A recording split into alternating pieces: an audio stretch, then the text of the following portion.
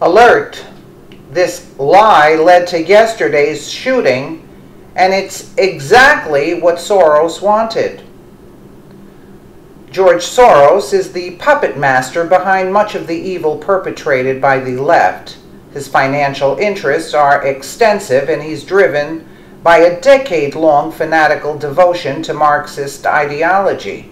The Hungarian billionaire knows that spreading his doctrine of radical socialism to the masses through his useful idiots in the media guarantees him a loyal army of leftist foot soldiers. The big winner quote of the shooting on GOP congressman in Virginia was George Soros, who is spreading liberal lies to incite violence against his political adversaries.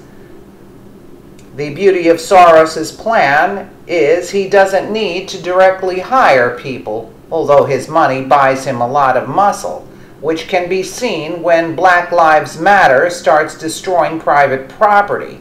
Soros gains much more by inspiring, quote, lone wolf terrorists like James Hodgkinson's. These poor progressive zealots do the bidding of Soros without even realizing it, and in a way that legally can't be traced back to him. The results are the same. Soros eliminates his opponents, and conservatives are intimidated into facilitating the leftist line.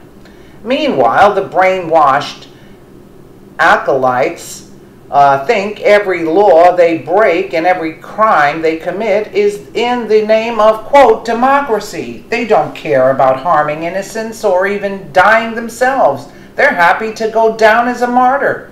That's Hodgkinson's story exactly. A look at his history reveals a mind completely radicalized by the left-wing propaganda that passes for news on mainstream media stations. Media stations completely bought out by Soros. Hodgkinson, a proud Bernie Sanders volunteer, was fully convinced the problem with America was rich people. Message after message on his social media pages shows a contempt for conservative fiscal policy.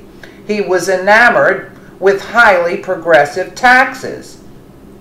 In his mind, getting the rich to pay their fair share would end all society's problems. For James Hodgkinson, this was a religion. He was ready to transform himself into a soldier for Marxism, the enemy anyone belonging to the Republican Party.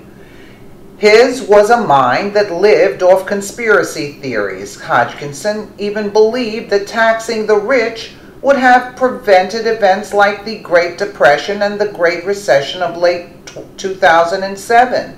This recession was started years ago when congressmen found out they could make money by accepting money from the super rich in the form of donations by simply changing the tax laws and putting more of the burden on the working man, he wrote.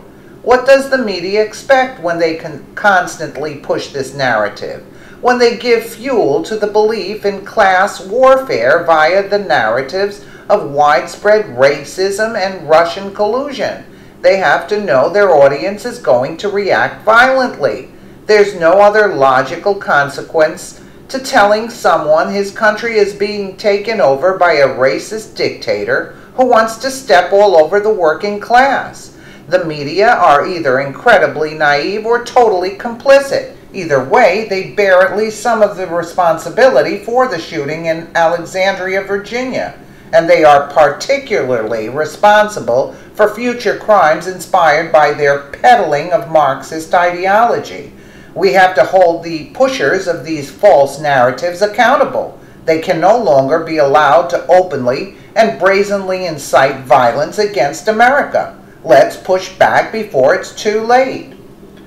And how do we do that? By shutting our television sets off and boycotting these people and boycotting advertisers that pay these people to like CNN and such.